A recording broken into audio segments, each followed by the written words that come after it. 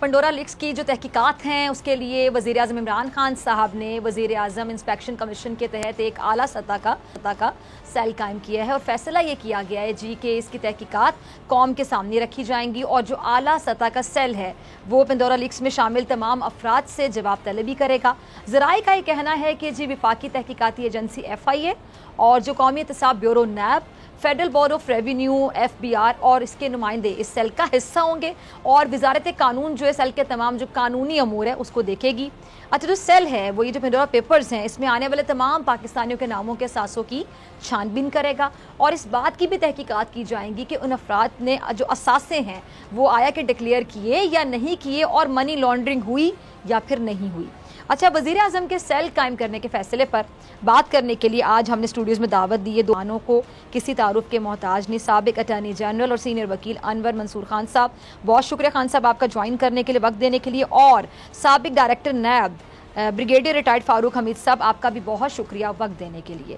अनवर साहब, मैं आपसे आगाज़ करना चाहूँगी कि ये ICIJ के जो पेपर्स के मुताबिक 700 पाकिस्तानी बाशिंदे इस मालियाती स्कैंडल में मुलव्विस हैं जिनकी ऑफशोर कंपनियां बताई गई हैं और जो वज़ीर आज़म का कायम करदा सेल है उसको इन 700 अफराद की तहकीकात करनी है। तो आप क्या समझते हैं खान साहब कि ये जो कानूनी लिहाज से ये एक मुश्किल टास्क नहीं होगा हुकूमत के लिए? बिस्मिल्लाहिर्रहमानिर्रहीम। देखिए, सबसे इम्पोर्टेंट चीज़ ये है, बिफोर ये मैं जवाब देने से पहले बता दूं कि ये जो लीक्स है या जो पेंडोरा लीक जिसको कहते हैं, ये बेसिकली एक इंफॉर्मेशन है। अब ये इंफॉर्मेशन सही है या गलत है ये आगे जाके डिटर्मिन होना है दो चीज़ों में। एक तो ये कि ये जो ऑफशोर कंपनीज होती हैं, इन ऑफशोर कंपनीज का बनाना गैर कानूनी नहीं है, इन ऑफशोर कंपनीज में काम करवाना ये भी गैर कानूनी नहीं है। गैर कानूनी चीज़ जो है वो ये है कि पैसा कहाँ से आया और किस तरह से उसको यूटिलाइज किया गया इन ऑफशोर कंपनीज के थ्रू। अगर तो ये पैसा जेन्युइन था, डिक्लेयर्ड पैसा था, अगर पाकिस्तान से बाहर कोई काम कर रहा था और उसने वहाँ पर से ये पैसा लेके बनाया, या अगर पाकिस्तान से भेजा है पैसा तो क्या ये पैसा डिक्लेयर्ड था या नहीं था, ये वो चीज़ें हैं जो कि डिटर्मिनेशन इसकी ज़रूरत है।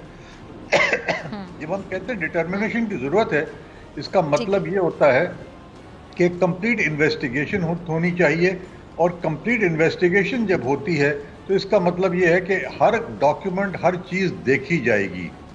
ये सब चीज़ें कोई मामूली नहीं है, इसके अंदर आपको काफ़ी टाइम लगेगा और काफ़ी एफर्ट लगेगा।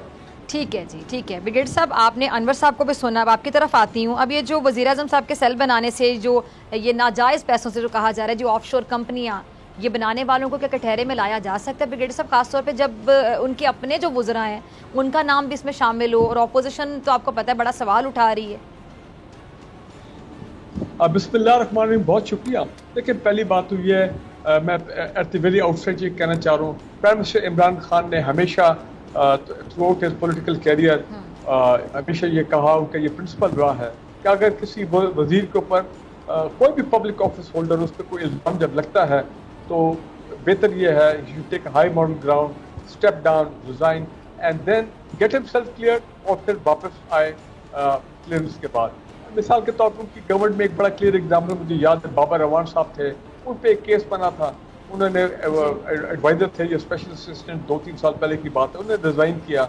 जब वो क्लियर हो गए ग़ालिबन हाई कोर्ट में केस, ही केम बैक, तो मेरा ख्याल है एक बड़ा आइडियल एग्जाम्पल उनका था।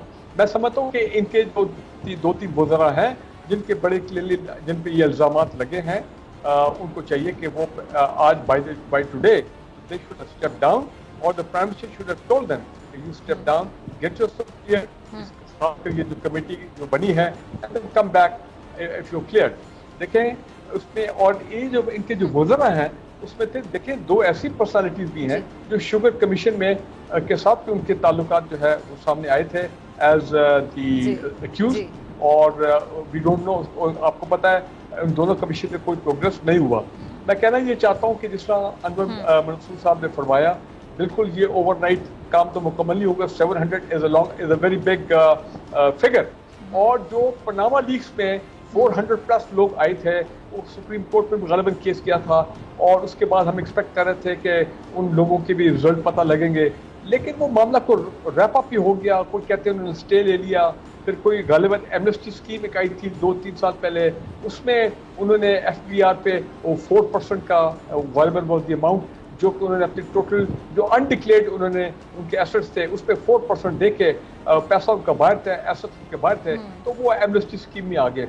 अब ये जो लिस्ट है 700 की, कितने इनमें से वो एमनेस्टी वाले हैं, कितने इनमें से वो लोग हैं जिन्होंने कुछ स्टे लिए हुए या मतलब पुरानी लिस्ट के हैं, तो ये अब सब डिटेल जो है ना, ये अपना ये जो एक सिविलियन GIT है इन 3 बड़े इदारों की, FIA, NAB और FBR, जिसमें मैं समझता हूँ FBR का ज़्यादा रोल होगा, बिकॉज काफ़ी में से वो लोग होंगे जिनके ऑलरेडी जो पाकिस्तान में रहते हैं, चाहे वो पब्लिक ऑफिस होल्डर्स हों, बिजनेसमैन हो, रिटायर्ड मिलिट्री ऑफिसर्स हों, उनके FBR में ये जो रिटर्न जाते होंगे अपनी हर साल इनकम टैक्स के उस एक अपने एसेट्स की रिटर्न होती है, तो हो सकता है उन्होंने कईयों ने ऑलरेडी डिक्लेयर किया। अब कुछ केसेस सामने आ रहे हैं जिसमें वो कह रहे हैं कि नहीं जी हमने तो FBR में डिक्लेयर किया था। तो अगर उन्होंने डिक्लेयर किया था, और जिस तरह अनवर साहब फरमाने बिल्कुल ठीक बात है कि मनी ट्रेल तो उनको देनी पड़ेगी कि जनाब ये पैसा था, क्या ये वाइट मनी था, ये ब्लैक मनी था, ये इल गॉटन मनी तो नहीं था, आप बाहर लेके गए, वहाँ पे कोई मनी लॉन्ड्रिंग की नहीं वगैरह। तो ये मामला उन लोगों कुछ लोगों के लिए पेचीदा बन सकता है। बट हैविंग सेड दैट, ये एक एलिट है, एक अशराफिया है। मैं ये समझता हूँ कि हो सकता है कि जब मामला ज़्यादा बढ़ना शुरू करे, तो आपको पता है पाकिस्तान में एलिट इज़ वेरी पावरफुल। अभी तक हम एलिट माफिया को पाकिस्तान में शिकस्त नहीं दे सके। आपने देख लिया कि कैसे वो केसेस लटक रहे उनके नैब के तहताब अदालत पे, despite a lot of hard work by NAB, कि वो ट्रायल तक उनके केसेस आ गए। यहाँ पे भी मुजामत होगी, रेजिस्टेंस होगी, और कोशिश मेरा ख्याल ये की जाएगी कि जनाब अगर 2-3 साल पहले एमनेस्टी स्कीम आ सकती है और उस हवाले से FBR ने 100-150 अरब रुपए बड़े लोगों से ले लिया और पैसा यहाँ वापस नहीं आया, प्रॉपर्टी अभी की बाहर है, तो हो सकता है इस केस में भी एंड में पता लगे कि एमनेस्टी की तरफ हम जा रहे हैं, another amnesty in the day in the government of prime minister Imran Khan. लेकिन मैं एक बात कहना चाहता हूँ, अगर आप मुझे टाइम दें, जस्ट 1 मिनट वो ये जी प्लीज प्लीज। मैंने देखे जी एहतसाब का असूल डॉक्टर फिजा बड़ा क्लियर है। सारी अब जो नैब में रहने के बाद तो खासकर मेरा हमेशा ये ईमान के साथ रहा है और हमने इसलिए स्ट्रगल किया है, accountability for all, no one is above the law. कोई टैक्स एवेजन नहीं, कोई किस किस्म का मिस डिक्लेरेशन कि इलेक्शन कमीशन के सामने आप जनाब ये जो कुछ पब्लिक ऑफिस होल्डर्स हैं, जो भी वजीर हैं, वो जनाब डिक्लेयर ना करें अपने एसेट को, नहीं करेंगे तो FBI इलेक्शन कमीशन पकड़ लेगा उनको और वो डिस्क्वालीफाई हो जाएंगे। तो मतलब accountability for all. Having said that, मुझे बेशक इसमें 7-8 सीनियर रिटायर्ड आर्मी ऑफिसर्स हैं, लेकिन मैं किसी को डिफेंड नहीं करूंगा। मैं they should all go through this process जिस तरह बाकी लोगों के साथ होगा। Everybody is equal before the law. मुझे ये एक लगा है 2 बातें। एक तो ये ICIJ का काम नहीं था, उन्होंने एक किस्म का एक पॉलिटिकल एंगल इसको दिया जो उनको नहीं देना चाहिए था, कि वो वर्स टू द फैक्ट कि प्राइम मिनिस्टर इमरान खान ये आए हैं, फौज की बैकिंग है, फौज इनकी पीछे है, जर्नल जो है जर्नलों की सपोर्ट है। भाई आपका क्या काम है ये बातें करना?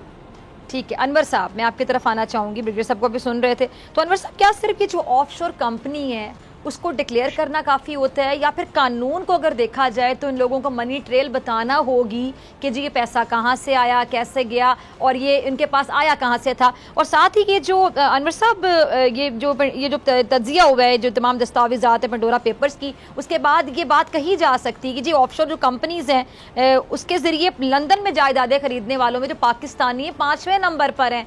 तो सर आपको क्या वजह नज़र आती? नैब है, FIA है, FBR है, इन सब के होते हुए आज हम करप्शन का पैसा बैरून मुल्क गैर कानूनी तरीके से ट्रांसफर होने से रोक नहीं पा रहे। जी बिल्कुल सही कह रही हैं। देखिए मैं आपको इसके भी ज़रा सा बताता हूँ।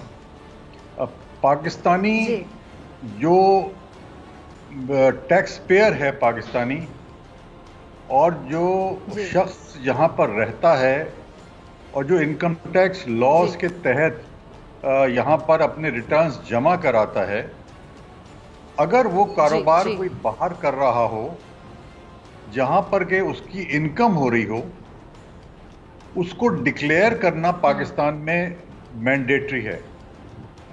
اچھا، اس کے علاوہ اگر فرض کریں کہ جس ملک میں اس نے انویسٹ کیا وہاں پر اگر ٹیکس دے رہا ہے تو اس صورت میں بھی وہ ڈکلیریشن ضروری ہے. اگر ڈوئل ان کی وہ ڈبل ٹیکسیشن ٹریٹی نہیں ہے اس ملک سے، تو اس صورت میں بھی یہاں ڈکلیئر کرنا ضروری ہے اور اس پر ٹیکس دینا بھی ضروری ہے.